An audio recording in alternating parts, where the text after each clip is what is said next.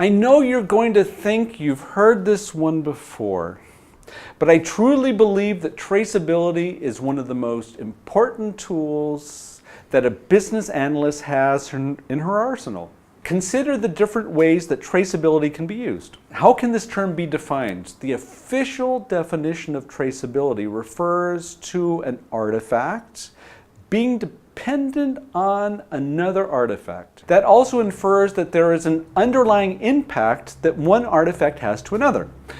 Moving from the macro to the micro, I would like to start with an example I had in our first week's lecture, tied to business analysis and strategy.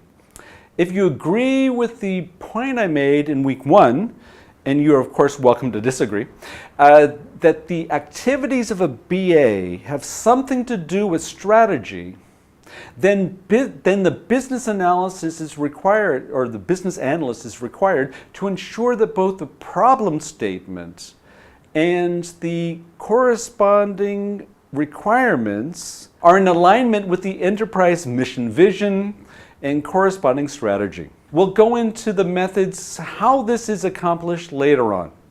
There are 2 approaches to managing traceability. One is the top-down approach, where we ensure that the contents from the very beginning are consistent all the way through the entire chain. Following the contents of this course, we start with the problem and need. Define the need or problem. We define the scope of what we are able to accomplish. We collect the requirements and finally decide the best solution. So far, so good. Throughout this entire chain, we need to ensure that a certain alignment is reached. Looking at this scenario from the top down, what I just described would be the path. Let's look at the reverse. If we follow the second approach, which would be the bottom up, then we would start with the solution and ensure that the requirements are complete. They are in alignment with the scope and are addressing the problem statement. Of course, this all depends on what you need to accomplish, but I am a strong proponent of utilizing both the top-down and bottom-up on the same assignment, because simply, it's very easy for elements to become omitted, or conversely, superfluous data to fall into this change. Following this path is just a more scientific way of stating that you have scope creep. Well, here's a short list of some of the added benefits to be found when deploying traceability in the enterprise, and certainly in your assignments. First of all, you ensure that the stakeholder needs are met.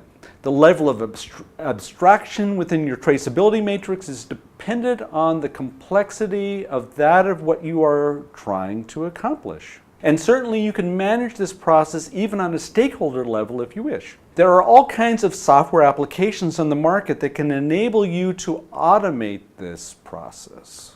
Traceability allows you as a business analyst to properly measure the impact of any possible change to any of the elements one can find within our BA path. Do you remember what I talked about in week 1? Where you find a change to the problem statement, what kind of effect does it have on the rest of the requirements or the possible solution? A traceability matrix allows you to manage this scenario powerfully. Compliance.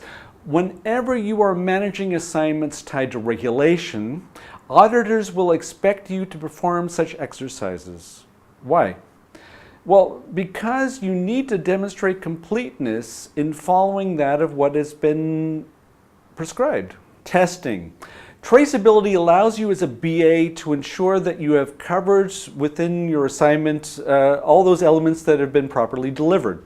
From this perspective, traceability acts as both a checklist and a feedback loop. Troubleshooting. We will look into this subject in more detail in week number 6 under quality management, but I tend to think you can see how traceability can be invaluable within this domain, and this list can go on.